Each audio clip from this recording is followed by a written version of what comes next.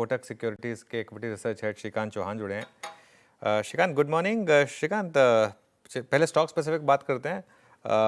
आपके रेडार पर जुलाई सीरीज में टॉप स्टॉक्स क्या होंगे? गुड मॉर्निंग अनुज, गुड मॉर्निंग एवरीवन।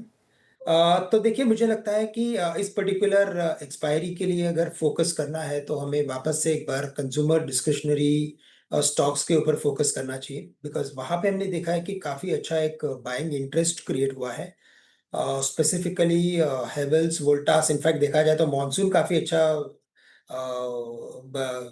रोल होते जा रहा है, लेकिन फिर भी हमने इस पर्टिकुलर स्टॉक्स में काफी अच्छी बाइंग देखी है। दैट मीन्स कि इसमें एक बाइंग इंटरेस्ट क्रिएट हुआ है, ऐसे बोल सकते हैं। तो specifically Voltas, Havells, we also like Titan, there also we have bullish view, and Tata consumer as well as Godrej consumer. तो ये पर्टिकुलर ये सेक्टर हमें हमारे लाइमलाइट में तो रहेगा ही रहेगा। साथ में हमें लगता है कि रियल एस्टेट स्टॉक्स में भी अनुज काफी अच्छा परफॉर्मेंस दिखाई दे रहा है, और यहाँ पे डीएलएफ, लोढ़ा, प्रेस्टीज, ये तीन स्टॉक्स पे हमारा बुलिश व्यू है, और हमें लगता है कि ये पर्टिकुलर सेक्टर भी काफी अच्छा परफॉर्म कर सकता है।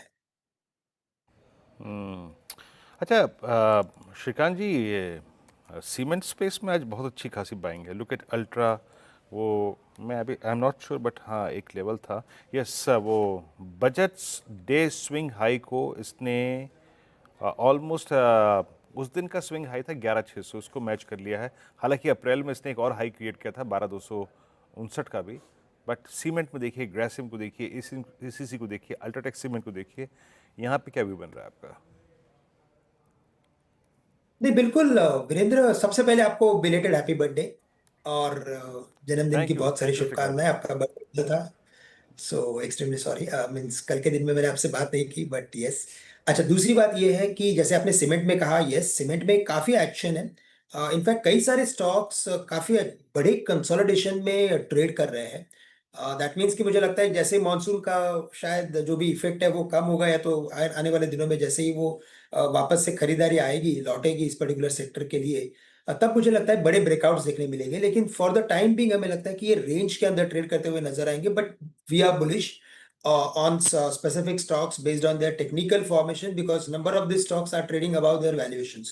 तो फंडामेंटली तो सभी स्टॉक्स काफी हायर लेवल्स पे ट्रेड कर रहे हैं। इसी वजह से मुझे लगता है थोड़ा और कंसोलिडेशन का फेज देखने मिलेगा।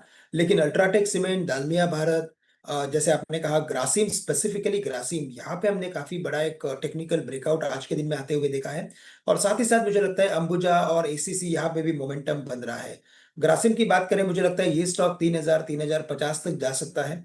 लेकिन स्पेसिफिकली अगर इस पर्टिकुलर स्पेस में अगर किसी एक स्टॉक को ध्यान रखना है, तो मुझे लगता है दालमिया भारत, ये भी एक स्टॉक है कि जिसे काफी बड़ा अंडर परफॉर्मेंस हमने पिछले कुछ महीनों में देखा था, लेकिन अभी जो रैली आई है, शायद इस बार की ये रैली इसके प्रीवियस हाई को, यानी 2350 के लेवल्स को क्रॉस करते हुए नजर आ सकती है। ओके, चलिए श्रीकांत। अच्छा, एक आखिरी सवाल। इंटरग्लोब एविएशन पर आपका क्या व्यू होगा? ये भी स्टॉक काफ़ी स्ट्रॉन्ग मोमेंटम में। नहीं, बिल्कुल अनुज, ये स्टॉक भी हमें काफी स्ट्रॉन्ग कैंडिडेट लग रहा है। यहाँ से काफी क्लियरली 6,300, 6,500 के टारगेट्स नजर आते हैं। एवरी डीप अगर आप देखें तो उसमें खरीदारी आती है, और जब भी करेक्शन आता है तब उस पर्टिकुलर करेक्शन में बड़े वॉल्यूम्स होते हैं। तो वॉल्यूम के साथ रिवर्सल का पैटर्न हमें दिखाई देता है, which is extremely positive for the stock. Eventually हमें लगता है 6,500 रुपए तक ये जाना चाहिए। चलिए, ये इस समय श्रीकांत चौहान जी के पिक्स। थैंक यू श्रीकांत, आज हमारे साथ जुड़ने के लिए।